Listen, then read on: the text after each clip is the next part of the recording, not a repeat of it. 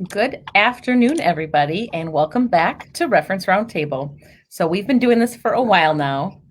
It's already been over a year, which I cannot believe. But if you are new to these parts, we're librarians at the Sioux City Public Library, and we meet up once a week on Thursdays to talk books and movies and whatever else comes to mind. I'm Lacey, and today with me is Jesse, Kelsey, and Sarah. So please join in our conversation by commenting below. We love to hear your thoughts on what we're chatting about, or maybe even just, wanting to share with us what book you're reading right now. So comment away, please. Today, I'm going to dive right in because we're talking about a topic that I think we will all love to talk about, and that is books we hate. So I'm sure that everyone can think of books they love and are super passionate about, but I know that people can also passionately loathe books. I think most people in their mind kind of have a book that they think of immediately. Maybe it was something they were forced to read in high school that really kind of left this negative memory. I'm thinking like Scarlet Letter, Walden, Moby Dick, those kind of ones. They're pretty popularly hated classics that everyone has to get through once in their life. People also tend to have really strong feelings about like trendy bestsellers. I'm looking at you, 50 Shades of Grey and The Da Vinci Code. I don't think you have to look too far to find people who may be not big fans. I also, of course, want to put it out here that this is a place of no judgment. If a book that we talk about that we hate is one of your favorites, that's perfectly acceptable. Everyone, has very strong opinions one way or the other about books a lot of the time. So, you might hate one of our favorites, and that's also fine. We're just happy you read. Yeah, exactly. There's room for all opinions here. So Sarah, why don't you go ahead and get us started with one of your hated titles? Sure, I can do that. I'm going to preface my selections with a little bit of a disclaimer because I had a hard time picking a book I actually hated, because anymore I feel like if I don't like something, I just stop reading it. So I never get through a book. Well, that's not true. Gone Girl, I would add to that. But we've talked about Gone Girl. We talked about Gone Girl. Because you get to the very end and that's when it went downhill. But anyway, so I chose books that I hated the way they made me feel, and I would never touch them again. So my first book is Shiloh by Phyllis, Reynolds, Naylor. And I read this as a kid in the early 90s. And I'm sure we read it in school, and I looked it up and it won so many literary awards. I didn't even count them. So it's the story of Marty Preston, a young boy who finds a beagle dog puppy in the woods. And he finds out that it belongs to this violent, alcoholic farmer named Judd, who is known for abusing animals. So that's it. That's right there. That's why I hate this book. I just can't do animal books. And this one I was a kid when I read this, and I can still remember how just gut wrenching this book is. I can't do books where animals get hurt. And so, the story goes on where Marty tries to come up with this plan to rescue Shiloh and keep him as his own. And it's just that whole thing is heart-wrenching too. This little boy trying to get a puppy. So it is a series of books, so I know that it probably doesn't end terrible, but I obviously did not go on to read any more of them ever in my life. I would not want to torture myself with that. So yep, I read it once, never again. No animals. My very first pet was a beagle. Oh, yeah. I love beagles. So. All right. So I guess I'll go next. And again, these are my opinions. If this is your favorite book, I'm happy for you, but this is strictly my opinion. Now, having said that, I feel very strongly about my feelings about this book. First published in 1991, Diana Gabaldon wrote Outlander. It's the first in a series of historical fiction, fantasy, romance that created a following that is ferocious. Goodreads shows that it has had over 864,000 ratings with a total of 4.23 out of 5 stars. That's high for that many reviews. People love this book, and I don't get it. It's more of a thing of what is everybody seeing that I'm not. This is going to sound totally masochistic, but I've actually read this twice because I hated it so much the first time, and then everybody loved it so much. I'm like, what am I missing? And I still hate it. So I know that sounds really weird. Why would you do that to yourself, Jesse? But I really thought I was missing something. Okay, so the book is set in 1945, and it follows Claire, a former war nurse. And she is on her second honeymoon in Scotland to rekindle her relationship with Frank, somebody who they hadn't seen each other because of the war. And they wanted to rekindle their marriage and get to know each other again. One day, she goes for a walk, and she actually magically goes through Standing Stones, which is one of the ancient circles that are all over the British Isles. And suddenly she is considered a Sassenach, which is an Outlander in Scotland. And she ends up in 1743. So now in 1743, she meets Jamie, a young Scottish man who we're supposed to believe is gallant and wonderful and irresistible. So Claire is torn between the fidelity of her husband, Frank, and her desire for Jamie. So some of the reasons that I hated it. This book is over 630 pages, but after the first third, there's not really a plot. It's just a continuous cycle of capture, torture, rescue scenes. And it gets really tedious. I didn't care for Claire all that much. She's supposed to be considered very winsome and funny, and she, to me, comes off as smug and somebody I don't really want to follow. Also, if we're going to talk about it, I was Team Frank. I was Team Original Husband. So I didn't really see the whole Jamie pull at all, because Jamie was somebody who was younger and boorish. And I understand it's 1740s in Scotland, but to me, there was no pull whatsoever. Now, I have seen some of the TV show. TV show Jamie I get, book Jamie I do not get. And then finally, the main reason that I didn't like this movie is that the author had to seem to have an obsession with brutal transgressions. For lack of a better term, this is a rape book. Attempted rape, actual rape, threat of being raped, marital rape. I mean, all throughout the book. It's just a continuous thread. And I know some people like the whole hurt comfort trope, but it just did not work for me. So if that's your favorite book of all time, I apologize. I just didn't see it. I will say I do like show Jamie. I haven't read the book, so I can't really compare. Yeah. But I guess my first one is actually one that has quite a few positive reviews on Amazon, Goodreads, all of that.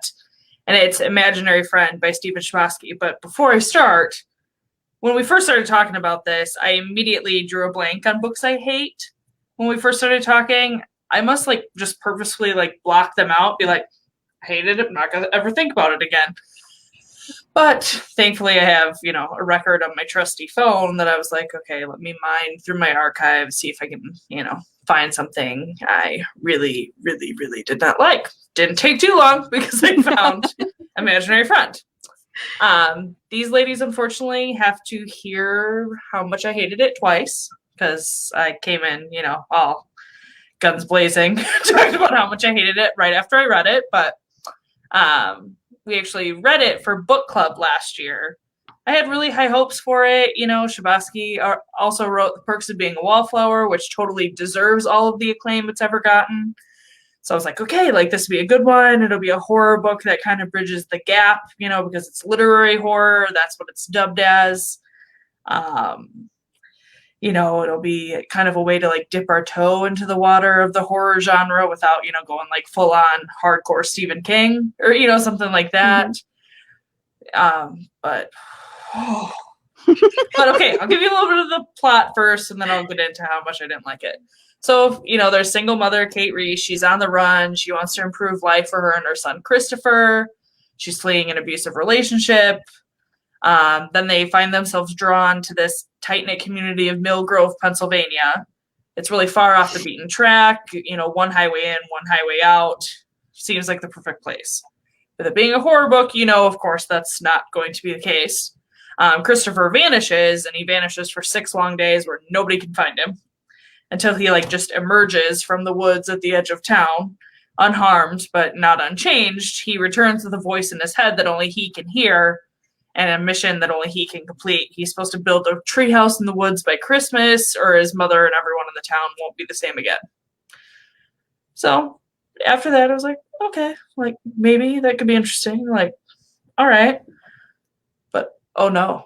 It to start off with, it's way, way, way too long. It's 700 plus pages. 700 plus pages.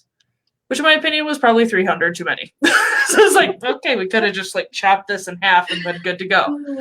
I had high hopes though, because at the beginning, the first 50 pages were pretty good. So I was okay, this is real long, but maybe it's worth it, being that long. No. It's kind of like a religious horror allegory, which is fairly common-ish in horror. But really things were just so on the nose that it was so cut and dry, good versus evil. It felt like it had really been done before, that I was really? We're not going with an original plot here? 700 pages of I expected there to be a lot more gray area with it being, literary horror, that I thought there'd be a lot more to contemplate and kind of dissect in a discussion, making it a good book club choice. But yeah, it just the whole story felt really repetitive. And I said that a lot when I first came in and was telling these ladies about it. I was it felt like the same thing over and over again. Same events, same characters, all to prove the same point. I'm really? We couldn't have chopped this down a little bit? And I could have liked, Christopher or the sheriff or Kate, but they really fell flat due to all the problems I had with the rest of the book, that I just never connected with them. And also the climax of the book took 200 pages. Jeez. It was exhausting and completely unnecessary. No climax needs to be that long in a book. I'm not saying I would have liked it any better, had he made it 20 pages, but come on, there's got to be a happy medium somewhere. But I just think it's funny. Imaginary friend, perks of being a wallflower. Yeah. The difference in length of those two. I'm were we going for a Guinness World Record? I don't know. The climax is as long as his first. Yeah. But obviously you get the picture. I did not like it. I hated it. And we can move on to Lacey's. I think you definitely gave us a lot of good reasons. I try. I try to have reasons for my hate. All right. So Adam says, I don't hate them, but I was disappointed with Terry Goodkind's Sword of Truth books towards the end of the series. I felt they got really repetitive. Still read them because I loved the characters, but the story was disappointing. And there's a lot of series that go in that direction that just end up flat. Yeah. Mm-hmm. Okay. So my first title, it's kind of different in the sense that I'm not the only person that feels this way. It's pretty much universally thought of as a very terrible book. So it's called Irene Idisly. It was published in 1897 by Amanda McKittrick Rose. And I like to describe it as, this is a Kindle self-published book before Kindle existed. So it was published in 1897, as I said, and the author's husband paid for it to be published as a 10th anniversary present. I'll just kind of start off by saying Mark Twain called Irene Idisly one of the greatest unintentionally humorous novels of all time. And authors and friends, C.S. Lewis and J.R.R. Tolkien, used to challenge each other to read this novel aloud and see who could read more without bursting into laughter. So You're pulling out some giants of literature right now. So this isn't coming out of left field, probably. So the summary of Irene Idisly is that Irene is an orphan and she is adopted by a lord and lady who are on the brink of bankruptcy. So she marries a wealthy, much older man, but it turns out he's also not wealthy. It was just a facade. And her heart belongs to another man. And there's a love triangle, and it ends just as depressing and convoluted as you could possibly imagine. So I don't want to lie to anybody. I didn't finish this book. I couldn't. It was impossible. I think I read like 4 chapters, which is not anything to be proud of because the chapters are like 2 paragraphs long. But just to share with you why it's so bad, because the story itself, I mean, it doesn't sound great, but it doesn't sound like, monumentally terrible. Here is some of her prose. The living sometimes learn the touchy tricks of the traitor, the tardy and the tempted. The dead have evaded the flighty earthly future and form to swell the retinue of retired rights, the righteous school of the invisible, and the rebellious roar of raging nothing. What? Can any of you tell me what you just read? No. No? Nope. Sure can. You cannot read a sentence of hers without completely losing the plot, because she's one of those people that's like, well, why would you use 2 words when you can use 22? It's it's like almost unreadable. But if I have not convinced you that it's not worth your time, luckily or unluckily, in the year 2021, this has entered the public domain. So if you want to read it because you just have some time and you want to punish yourself, you can read it online for free. So Yay. No harm, no foul. So at least you don't have to spend any of your hard-earned dollars to investigate this title. Even just the title sounds bad, though. Yeah, I'm going to have you tell me how to spell that before I put And it I up didn't again. tell you the best part. She wrote 2 or 3 other books, and they all have women's names. One's like Dinah Dolores. They all have like names where the first and the last name start with the same letter. And she died believing that people were just jealous of her talent. She heard all of the negativity and all the bad reviews, and she just said, no, they just don't understand me. She never, ever let go of this belief that she was an incredibly talented writer. I mean, you gotta admire the self-confidence, but I was just about to say, had that. She bless had her that. heart. All right, so Bill says it's more entertaining listening to Kelsey talk about imaginary friend than it was reading it. Well, glad I can provide entertainment. Great. Okay. All right. My second one. Another heart-wrenching read, and it's Wonder by R.J. Palacio. So I guess I have to say first, I would recommend this book. I have recommended this book. It's a book worth reading. But did it rip my heart out and throw it across the room? Yep. And, if you're not convinced already, I would say I'm an empath for sure. Yeah. Like I feel things deep inside. So I'll never read it again. But so Wonder is about 5th grader Augie Pullman. He is born with a severe facial deformities. And his parents homeschool him until he's in 4th grade. And then after that, they decide that he should try school. He wants to try school. So he goes to school, and kids are cruel. It's a story of bullying, and it's written from different perspectives, Augie's, his parents, and it's just he just wants kids to accept him, and it's gut wrenching, and it is hopeful in the end. But getting through the tough stuff to that was just too hard for me. And little Augie is wise beyond his years, and he knows he's different, which it's very uplifting. Augie's attitude is, but the other kids and some of their parents, I hated them. I can tell you that. So it is an important book. I remember I have 2 stepkids, and they both really liked this book. They were around that age when it was out, and they wanted to see the movie really bad too. And so I read the book before we saw the movie, and then at the movies, like in the movie theater, you would have thought I was at a scary horror movie, because there were parts that I was like, I can't watch this. I can't watch this. I don't want to hear it. I can't do it. It was like physically hurting me to watch this movie. So I would recommend that you watch it once, read the book once. If you're not like me, I mean, maybe it wouldn't affect you as much, but me, That's why I haven't read it. Mm-hmm. Nope. It's worth it, but oh God, does it hurt? It's like it hurts. But so, yep. I have not read it. And even though Daveed Diggs is in the movie, I have not seen the movie, and I don't think I will be able to. And there's my husband saying, I'll never watch that movie again. Nope. Aww. We felt the same.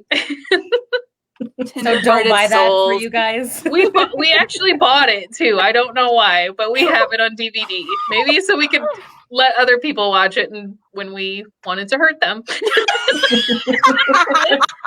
But make people watch it that you don't like, that you hate. Right. Yeah, like here's a good one.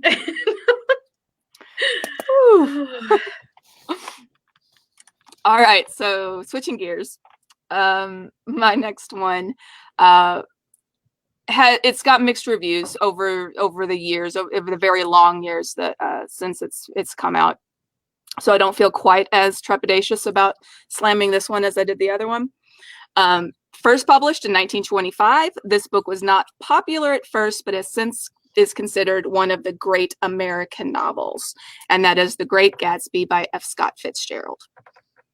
The story is narrated by Nick Carraway and is set in the summer of 1922. Nick is an American Midwesterner, and he just recently returned from the war. In a bid to make something of himself, he goes east to find work and rents a small house in West Egg, Long Island, next to the mansion of enigmatic J. Gatsby. We are also introduced to Tom and Daisy Buchanan. Daisy is Nick's cousin, like second cousin, third. They're related somehow. And Tom is a fellow graduate from Yale, and they are stinking rich, like old money stinking rich. Jay is new money stinking rich. And Jay Gatsby hosts great and wonderful parties each night in his mansion. Everyone wants to be seen there. He spares no expenses, and Nick is invited to one of the parties, and he kind of becomes ingrained in these lives. And another thing, Jay Gatsby and Daisy used to be in love with each other, but because he was poor back then, Daisy, it didn't become from anything. So he went off, got his money, don't exactly know how, and then comes back, and he's now the Great Gatsby. I'm actually sure some of our viewers have taught this in many of their classes, but here are some of the reasons that I don't like this book. First of all, it has no heart whatsoever. It is about wealth and money and social status and happy marriages or unhappy marriages. It's about adultery. It's about obsessive love, fanciful love. It's got all of these traits about it, but it has no heart whatsoever. And I didn't care one bit about any character in this book. In fact, I disliked most of them. And the ones that I didn't dislike, Nick, the one I didn't dislike the most was Nick. And I don't even understand why he was in the book. It's just to give it a first-person narrative, but he did nothing. It should have been a book written in third person because of how little Nick did for the entire book. I did not enjoy the exorbitant amount of parties and all of this sort of stuff. I just basically didn't care about them at all. So good thing this one was only over a couple hundred pages, because by the end of it, I finished it and I'm like, I will never get that time back. So. Well, I've got another one where, everybody, well, I shouldn't say everybody, the majority of people on Amazon and Goodreads really loved it, but I didn't get it. And that's The Little Paris Bookshop by Nina George. It might be too strong to say that I absolutely hated this book, but what I will say is I hate to be completely disappointed by a book, and I was really disappointed by this one. I get that, yeah. I'll admit I have probably ridiculously high standards for, books, about bookstores, about libraries. That's just kind of my thing. I love to read them. I love to buy them and collect them. So that, could play a role in my opinion on my disappointment and hatred for this book. So the whole premise in this one is that Monsieur Perdue is like this literary apothecary who can prescribe the perfect book for the hardships of life, including, a broken heart, just kind of all those terrible personal hardships, all from, his floating bookstore barge on the Seine River. He mends souls, but the only person he can't seem to heal through literature is himself. He's haunted by heartbreak after his great love disappeared. She left him with this letter, which he's never opened in 20 years. That's willpower, I guess. But seemingly out of the blue, he's suddenly tempted to read the letter and decides to haul anchor and depart on a mission to the south of France to make peace with his loss and discover the end of the story. Seems great, right? Not too bad. Hey, that could be interesting. Like the plot suggests, or, kind of what you're supposed to feel about it, I do believe, in the power of books and how they can provide us comfort, help us heal, how they can shape our lives. So I really was intrigued to read it. But the storylines in this book just the whole time just felt so forced and unrealistic, which I get. Is there really anybody out there that can actually prescribe books? I understand that part, and I also really wasn't able to connect with the characters at all. They really stayed very one-dimensional that I was I don't really care what he's trying to do. If that's the whole point, I'm eh. They weren't really likable or interesting either, because I felt what smart person who is so haunted by this heartbreak waits 20 years to open up a letter and has this whole room dedicated to his great love that he leaves it that way for 20 years. If you really loved her, wouldn't you have done something about it, or yeah. I found myself really skimming it towards the end too, which I really don't like to do that because I'm always afraid I'm gonna miss something, but I didn't care. I was I don't really care about the progression of the story, or really lack thereof in both the characters in the story. But yeah, there are people out there that absolutely adore this book. So I know I'm a very unpopular opinion, but well, I kind of feel the same way you did in terms of being disappointed. I feel it's an example of the synopsis of it wasn't what the book was about at all. Yeah, I would completely agree. Well, Jane says she agrees about The Great Gatsby. I never could understand why it is considered such great literature. I do feel he wrote way better stuff. Oh, I knew Bill was going to have a comment. I knew it. Love Gatsby and taught it for years. Wonder is one I think everyone should read. I tutored a young man in college who had a condition similar to the boy in Wonder. Yes, I know somebody as well who has the same condition. A young man. Yeah. Like we said, room for all opinions. Exactly. Mm-hmm. Everyone should They're read it. all valid. But like Sarah said, just once. Once is enough. Yeah. All right. So my second book is My Life by Anton Chekhov. So Oof. I know it's a biggie. It's a biggie. I think I'm the only one in the world that didn't like it. But I also think it's important for me to share that I had to read this book for a class in college. I took a class on novellas. So we had to read a bunch of novellas, and this is one of them. So I didn't obviously pick it up of my own volition. I also should admit that I have a very tempestuous relationship with Russian literature. So I've yet to find one that I really like. I know it's out there. I haven't read all of them, and I've actually gotten some suggestions over the next couple days, so that I'm gonna try some more. But like I started Brothers Karamazov and I couldn't bring myself to finish that, but that's the story. I wouldn't start with Brothers Karamazov. I really wouldn't, but I am a fan of Russian literature, so I hope you find one you like. So the summary of My Life by Chekhov is, of course, it's an existential story, of course, because it's Russian. And it follows Misail, who is a dissatisfied young man in rural Russia who is searching for purpose. It's a very Russian story. There's the haves and the have-nots and a lot of soul searching as he kind of goes through life and figure things out. So my big problem with this is it's a novella. So it's like, I think it's slightly under 100 pages. By about page 30, I just didn't care. I was like, are you going to do anything? I mean, it's a novella and it's Russian, so it's not like it's, going to be a mile a minute. I want to say it was written around the turn. It might have even been written in 1900. It was just, there was nothing to keep me turning the page. I really didn't care what happened to this young Russian man. So yes, I need to keep going, basically, because I know my Russian book is out there. And my apologies to Dr. Bukowski. I liked all of the other novellas you picked out that year, but not that one. So yeah, I hope you find one you like. I really do. I have a couple added to my list. There's a couple of the greats that I haven't given a try yet too. So they're out there. I'll have to update everyone on my adventure later. So. Yeah. Can be like your own diary entry episode of Reference Roundtable, Lacey's journey to Russian literature. Reader's log. Day. Yeah. day 12. Can't go on anymore. The existentialism is getting too much for me. Well, thank you again, everyone, for joining us. Hopefully you had fun and maybe brought up a memory of maybe some painful teenage years of some classics you were forced to read. There are a lot of fantastic books out in the world, but not all of them are always worth your time.